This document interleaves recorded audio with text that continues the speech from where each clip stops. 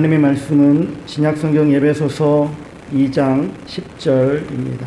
참된 인간으로의 회복이라고 하는 주제로 함께 은혜를 나누고자 합니다. 하나님께서 우리에게 구원을 선물로 주신 목적이 무엇일까? 오늘 제목처럼 참된 인간으로의 회복을 위하여 하나님께서 우리들에게 원하시는 것 또한 우리들에게 주신 것이 무엇인지를 살펴보려고 하는데요. 첫 번째는 죄를 짓지 않을 수 있는 능력을 주셨다라고 하는 사실입니다. 본래 하나님께서 아담을 창조하셨을 때에 죄를 짓지 않을 수 있는 능력을 주셨습니다. 그것을 가리켜서 포세, 논, 헷가레라고 이야기를 합니다. 죄를 짓지 않을 능력이 그에게는 있었습니다. 다시 말씀드리면 아담에게는 죄를 짓지 않을 능력이 있었고 죄를 지을 능력이 있었습니다. 그런데 죄를 짓지 않을 능력이 아담에게 있고 죄를 지을 능력이 그 안에 있기는 하나, 그런데 여기서 잘 들으셔야 되는 부분이 아담에게는 죄를 지을 능력이라고 하는 것은 불가능한 가능성이었어요. 죄를 짓지 않을 능력은 가능성이고 그는 그렇게 얼마든지 살 수 있는 것이고 죄를 지을 능력은 불가능한 가능성이었어요. 그래서 포세 팻가레라고 이야기합니다. 이것은 죄를 짓지 않을 능력은 포세 논 팻가레라고 이야기하고요. 아담에게는 죄를 짓지 않을 능력과 죄를 지을 능력이 있었으나 그러나 죄를 짓지 않을 능력이 훨씬 큰 거죠. 죄를 지을 능력은 불가능한 가능성이니까 여러분 예전에 태양의 후예 보셨을 때에 송중기가 그런 멘트를 날리죠. 내가 그 어려운 걸 해냅니다. 기억나십니까? 예, 아담이 그 어려운 걸 해낸 거예요. 죄를 지은 것. 이것이 바로 아담이라고 하는 존재 그리고 우리 인생이라고 하는 존재가 하나님 앞에서 그 불가능한 가능성을 해낸 거예요. 그래서 죄악에 빠진 거예요. 자기 스스로는 그렇지 않았겠죠. 거기에 사단이 개입했기 때문에 악한 마귀가 개입됐기 때문에 그렇게 되었지만 결국은 그렇게 죄를 짓고 말았다라고 하는 겁니다. 불가능한 일이었는데 그 불가능한 가능성을 아담이 해내버린 겁니다. 그래서 우리 인생은 이제 로마서 3장에도 말씀하고 있는 것처럼 죄인이 아닌 사람이 없게 되어진 거예요. 의인은 없나니 하나도 없게 되어진 것입니다. 아담 이후로 모든 인생들은 이제 죄를 이길 수 있는 능력이 상실되어져 버리고 말았어요. 그래서 모든 사람들은 죄의 영향력 아래에 살게 되어졌고 그리고 죄를 지을 수밖에 없는 존재가 되어졌습니다. 아담은 죄를 짓지 않을 능력이 있었으나 아담 이후의 모든 인간의 존재들은 죄를 짓지 않을 능력이 아예 없어요. 그래서 모든 인간들은 다 죄를 지을 수밖에 없는 존재로 태어나고 살다가 죽게 되어지는 것입니다. 그런데 예수님께서 이 땅에 오셔서 우리를 위해 죽으심으로 말미암아 우리를 새롭게 만드셨습니다. 새로운 피조물로 만드셨어요. 그 새로운 피조물로 만드셨다라고 하는 것은 하나님의 형상이 우리들에게 다시 임함으로 말미암아서 우리가 이제는 죄를 짓지 않을 능력을 다시금 부여받게 되어졌다라고 하는 사실이에요. 우리는 이제 죄와 싸우되 피 흘리기까지 하는 그런 선한 싸움을 싸울 수 있는 능력을 부여받았다라고 하는 겁니다. 하나님께서 우리를 만드셨다라고 하는 것, 즉 선한 일을 위해서 만드셨다라고 하는 그 내면에는 우리들이 이제는 죄를 짓지 않을 능력을 가지고 하나님의 말씀을 이루어가는 삶을 살 수 있는 존재가 되어졌다라고 하는 것이죠. 그런데 우리는 그러한 죄를 짓지 않을 능력이 우리 안에 있음에도 불구하고, 즉 우리는 죄를 대적하고 죄를 미워하고 악한 마귀를 대적하고 싸워 이길 수 있는 믿음을 우리들에게 주셨음에도 불구하고 우리는 죄에 넘어지기도 하고 쓰러지기도 합니다. 그러면서 마음에는 원이르되 육신이 연약하여서라고 하는 그러한 고백을 하곤 합니다. 그런데 하나님께서는 우리 인생들을 구원하시고 하나님께서는 우리들에게 죄를 짓지 않을 능력을 주시고 이 세상을 살아가면서 하나님의 뜻 안에서 말씀 안에서 하나님의 영광을 드러내는 삶을 살도록 하셨다라고 하는 것입니다. 베드로전서 4장 1절 2절 말씀에서도 그리스도께서 이미 육체의 고난을 받으셨으니 너희도 같은 마음으로 갑옷을 삼으라. 이는 육체의 고난을 받은 자는 죄를 그쳤음이니 그 후로는 다시 사람의 정욕을 따르지 않고 하나님의 뜻을 따라 육체의 남은 때를 살게 하려 함이라 라고 말씀합니다.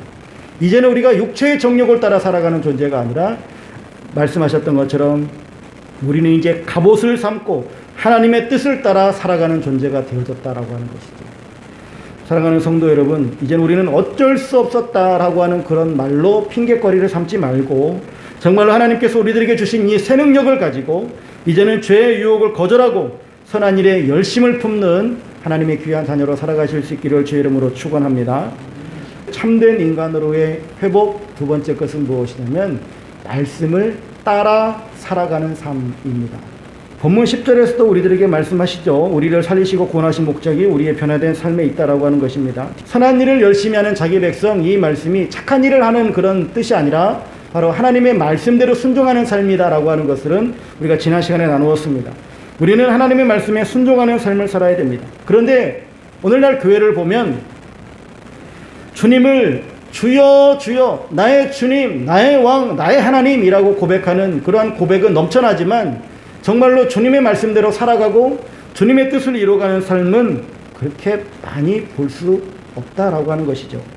누가복음 6장 46절 말씀에도 너희는 나를 불러 주여 주여 하면서도 어찌하여 내가 말하는 것을 행하지 아니하느냐 주님께서 말씀하고 계십니다. 네, 우리가 아무리 예수님을 향해서 주여 주여 한다 할지라도 주여 주여 말뿐이고 우리의 삶 가운데서 진짜로 예수님을 나의 주님, 나의 왕으로 우리가 인정하지 않는다면, 그리고 그 말씀에 순종하지 않는다면 그 주여 주여 하는 것이 무슨 의미가 있겠느냐라고 하는 것이죠.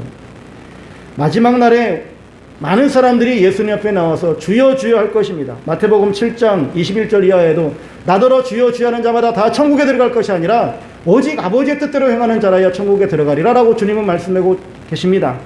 또 22절에도 보면은 그날에 많은 사람들이 나더러 나에게 와서 내가 주의 이름으로 선지자 노릇하며 주의 이름으로 귀신을 쫓아내며 주의 이름으로 많은 권능을 행했다라고 이야기하지만 그러나 주님께서 그들에게 말씀하시되 내가 너희를 도무지 모르니 불법을 행하는 자들아 내게서 떠나가라 라고 주님은 말씀하고 계십니다.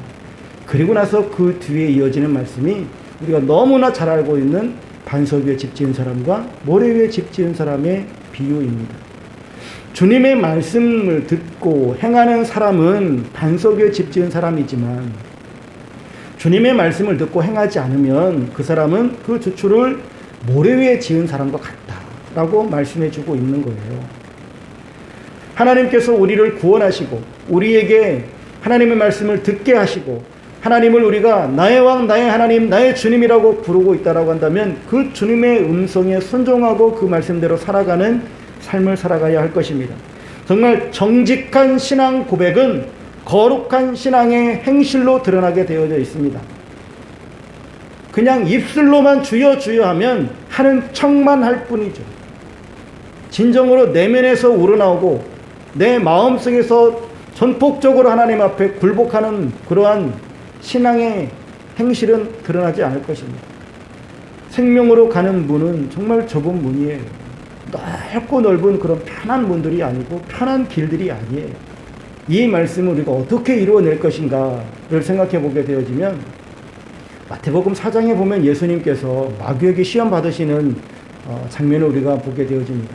거기에 두 가지의 어떤 큰 사건이라면 사건인 것이고 그 두 가지를 우리가 좀 볼 수 있는데 첫 번째는 예수님께서 성령에 이끌려 시험을 받으셨다라고 하는 것이고요.